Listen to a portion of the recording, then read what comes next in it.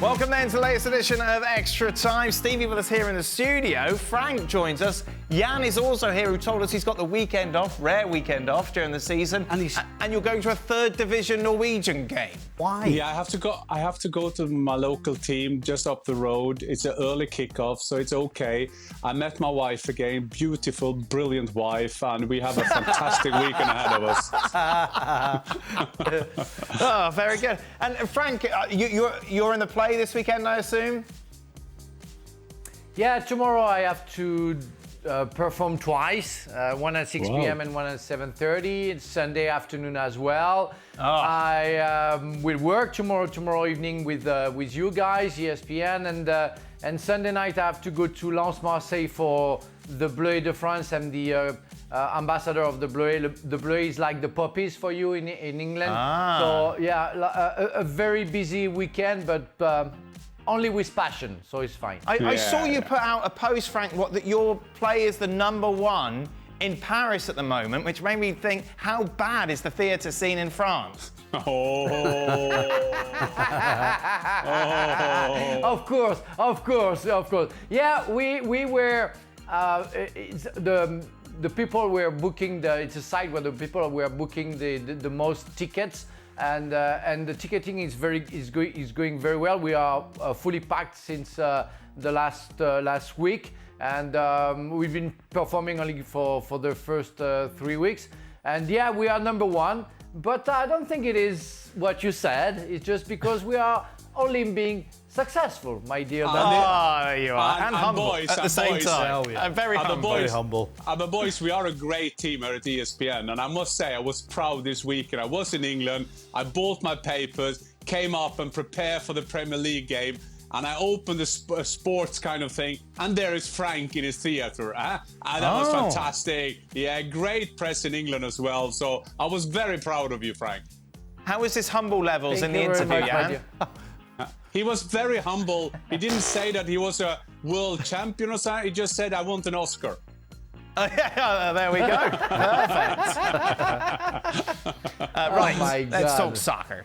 Would Xavi Alonso, coaching a club not named Bayern Munich to a Bundesliga title, be greater than managing any other club to anything else, Jan?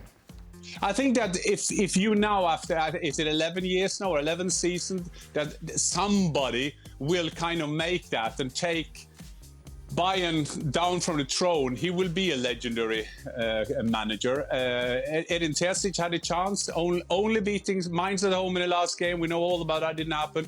But Alonso got the chance. But Alonso, we just see how he's doing it at Leverkusen, the way his team play, the way his leadership is, the way he's recruiting players. We know that Alonso will go all the way. And with the background he got at Real Madrid or Liverpool or Bayern Munich, we know that he will be around not only for Leverkusen but some of the big clubs. And no disrespect to Leverkusen, where he is at the moment. He'll be at Madrid, won't he? Next season, Jan, you imagine, with Ancelotti going to Brazil? Oh, yeah, they say he got a clause in his contract that could be activated only by these 3 clubs that I mentioned. So will it be between him and maybe a Raúl, maybe get a chance if they can't get Alonso? I'm not sure. For Dan, start, bench or sell? Jan's fish race video, Shaka's commercial, or Stevie raking leaves? It's very angry, your leave raking. Yeah, it is. Yeah, you don't. But the thing you don't quite get when we show it is Eleanor's commentary as well. Your wife has got a commentary on it. She puts commentary on it. Oh, right. Yeah, which does involve some swear words. So it's something we can't publish. So this was obviously Stevie earlier in the week. It's been a while, I suppose, since we've shown Jan's fish video. We got that to hand as well. That's still brilliant. It's got to be Jan's fish has got to be top of the chart. Yeah, Jan's has got to be the best. Yeah. Frank, would you like to chip in? For Frank is. I mean, Frank has won the World Cup. What is I known for? Racing against the fish. Yes, exactly. I was thinking about Jan the other day. Oh, yeah? I was up the woods with the dog, and the dog got a bit of a gallop going. Right. And I thought, I'll try and, rather than pull him back, I'll have a wee try here and see if I could get moving. Right. And as soon as I started, I thought about Jan. Who would win a race between you and Jan? No, Jan. Jan. No, I'm not Yeah. sure. I'm not sure. Yeah, I'm not afraid sure. the fish would beat me. Yeah, exactly. Jan, I was thinking about you as well because I heard Roy Keane talking about punching you that time. He said he didn't really hit you that hard, but you went down really easily. The good thing, Dan, when you are doing stories like this, you take it totally opposite. Because the funny thing is that when I see this is about Roy Keane. He's doing a program with Gary Neville and Ian Wright and Jill Scott. They're doing a program called Overlap, and he's talking about Roy Keane's red cards, and started with him stamping Gareth Southgate, and he said, yeah, he deserved that. And then mine was third or something. And yes, it was at Old Trafford. It's a funny thing. He just turns around. We have a little duel, and he just turns around and tried to knock me down. I got away. But the good thing, I don't go down. That is the main thing. I could have done. But I played for a couple of 3 years in England, and I was told, I remember I came to England, and I had a small dive, I call it small dive against Liverpool. Neil Ruddock came over to me, and he said words that I've never heard before, so I try never to dive again in English football. But it was a funny, Roy Keane, when he's talking about his red cards for fun, of course, none of them was his mistake. No, he said he didn't connect with you, Jan. No, he didn't, because people should go in and have a look at it. Because when he tried to knock me, I managed to go away. So he go over there. Yeah. Good reaction. Cat-like instincts. Yeah, exactly.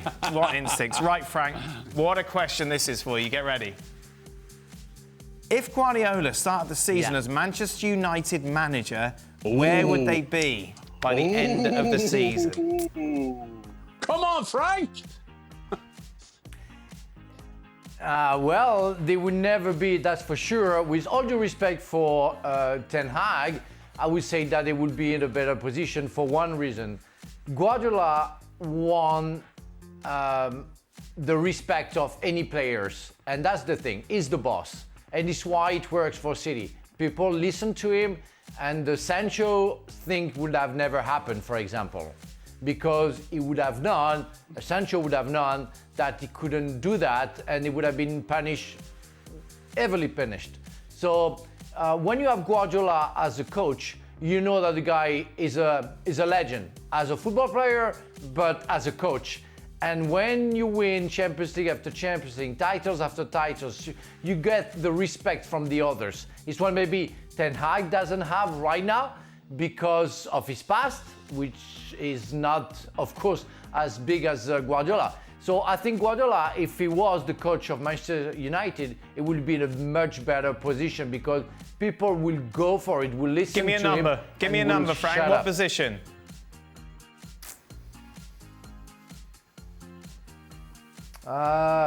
Well, according to that, if you think that City won't be in that position, so maybe he changed the cards. But I would say definitely in the first four because of the player that they have.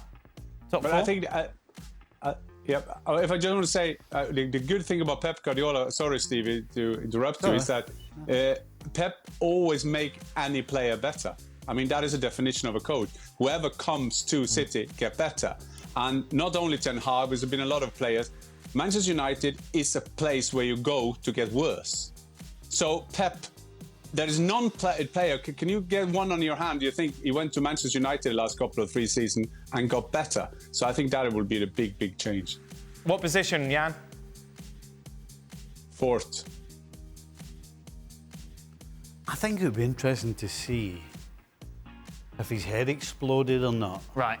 Because, well, you see what he's like on the touchline, and he's playing with the best players. Yes. And I absolutely agree with the boys that he would make everybody better.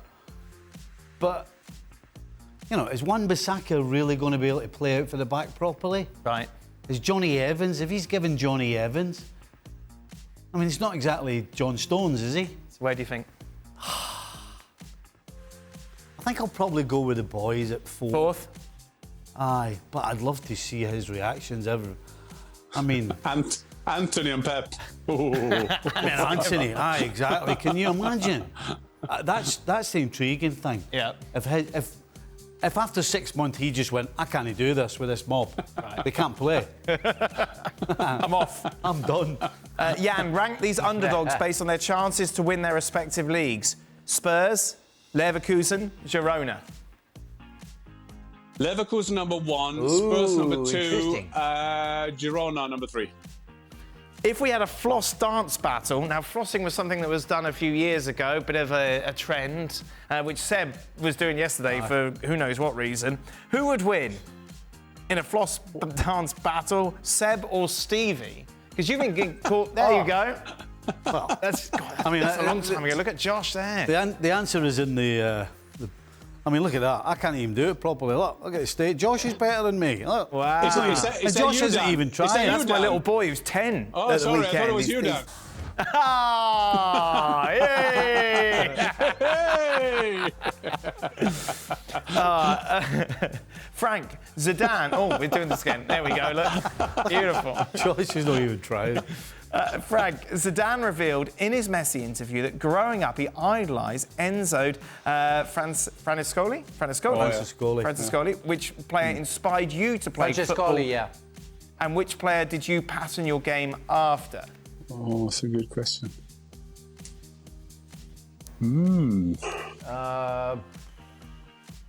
Wow.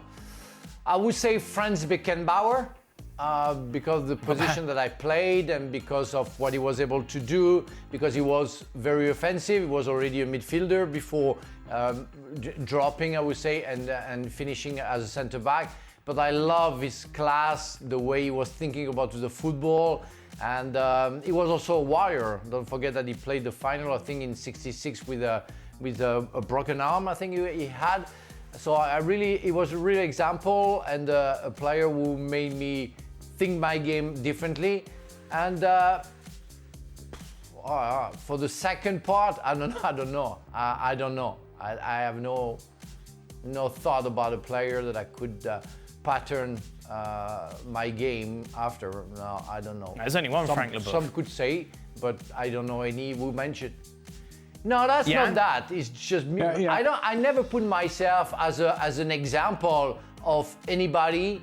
I thought there were much better players to take as examples. So I never thought a player would say, oh, I would have loved to play like Frank Leboeuf. I never thought that about myself. I wasn't that good to be mentioned as an example to others. When I grew up, my first favorite player was Billy Bremner. I mean, it's not possible to know different than me, the Leeds captain, the Scotland player. But as a striker, when we managed to get a video recorder and I was doing FF and REW to go forward and back, I studied, and I really mean studying Ian Rush and Gary Lineker. And I was just amazed how many times they were all on their own in front of goal, and Stevie, of course, know Ian Rush very well. The way he had his run ahead of the defender when crosses came on, and there was always something to learn from him. And Gary Lineker as well, always on his own in the 5-yard box to find out 6-yard box to find out how his run was doing. I was not that kind of player at all, but I learned a lot from them too. A guy called Willie Henderson. Okay. But back in the day when I grew up, everybody was either a centre forward or a winger, and Scottish football was laden with small jinky, we used to call them jinky wingers, right? Because they would take people on. Again, we're talking about Doku in the show. Yes, That's why I love it. 1-on-1, a winger, get after them, get after your man. So a guy called, he played for Rangers. I was a Rangers fan as a kid, and Willie Henderson was a winger, and I was a winger as a kid. So, yeah. Stevie, start, bench or drop? Sergio Ramos, Pepe or Lisandro Martinez? Oh. Well, I'd drop Lisandro Martinez, and I would start Ramos and bench Pep. That's the nicest thing you'd ever said. Aye. About Sergio Ramos. Got to be honest, Dan, haven't you? Well, good. Very honesty is the best policy. Makes me sick. But Let's see what Jan's honest answer to this is. Who's more important to Manchester City, Erling Haaland or Rodri?